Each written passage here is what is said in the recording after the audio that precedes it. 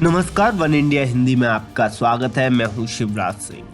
मध्य प्रदेश के भोपाल से बीजेपी सांसद साध्वी प्रज्ञा सिंह ठाकुर अक्सर अपने काम से ज्यादा विवादित बयानों के लिए चर्चा में रहती हैं। एक बार फिर अपने बयान को लेकर बीजेपी सांसद सुर्खियों में है। दरअसल प्रज्ञा ठाकुर ने सीहोर के एक कार्यक्रम में लोगों को संबोधित करते हुए क्षत्रियों को ज्यादा बच्चे पैदा करने की नसीहत दे डाली। उन्होंने कहा कि राष्ट्र हित के लिए क्षत्रियों को अधिक बच्चा पैदा करना चाहिए। अगर क्षत्रिय कुल खत्म हो जाएगा तो राष्ट्र की रक्षा कौन करेगा? इसलिए देश की रक्षा के लिए ज्यादा संतान पैदा कीजिए और उन्हें सैनिक बनाइए। जनसंख्या नियंत्रण कानून तो उन लोगों पर लागू होना चाहिए जो देश विरोधी गतिविधियों में शामिल रहते हैं।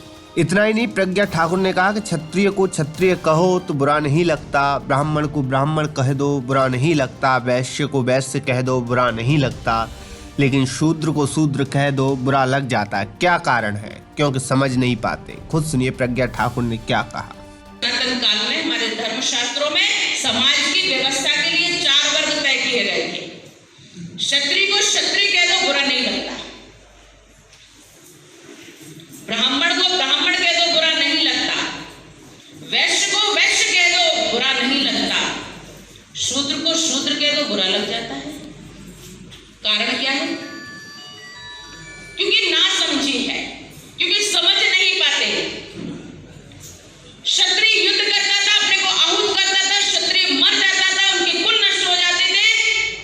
विधवा स्त्रियां पूरा जीवन यूं ही बिता देती थी। क्षत्रिय जो हुआ करते थे युवावस्था में चले जाते थे।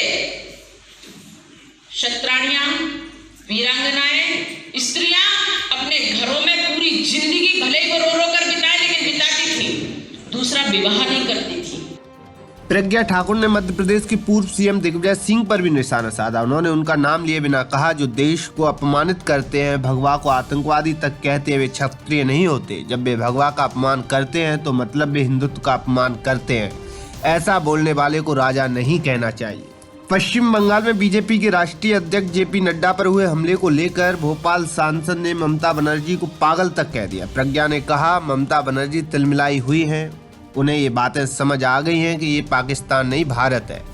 साथ ही भारत की रक्षा के लिए हिंदू तैयार है। पश्चिम बंगाल में बीजेपी और हिंदू का शासन आएगा। पश्चिम बंगाल अखंड भारत का हिस्सा है। ममता उसे अलग करने का प्रयास कर रही थी। देशभक्त ये कभी नहीं होने देंगे। बंगाल हिंदू राज्य बनेगा। साध्वी प्रज्ञा ने किसान आंदोलन पर भी अपनी प्रतिक्रिया दी। उन्होंने साफ तौर पर कहा, किसान आंदोलन में देश विरोधी लोग शामिल हैं। आंदोलन में किसानों के भेष में वामपंथी और कांग्रेसी है। किसानों के भेष में दूसरे लोग आकर वहां भ्रम फैला रहे हैं। लोगों को ये बातें समझने की जरूरत है। बता दें कि पहली बार नहीं है जब प्रज्ञा ठाकुर ने इस तरह का बयान दिया है। इससे पहले भी वो अपने बयानों के चलते बीजेपी की मुश्किलें बढ़ाती रही है। इस खबर में फिलहाल इतना ही। तमाम अपडेट के लिए बने रहिए वन इंडिया हिंदी के साथ।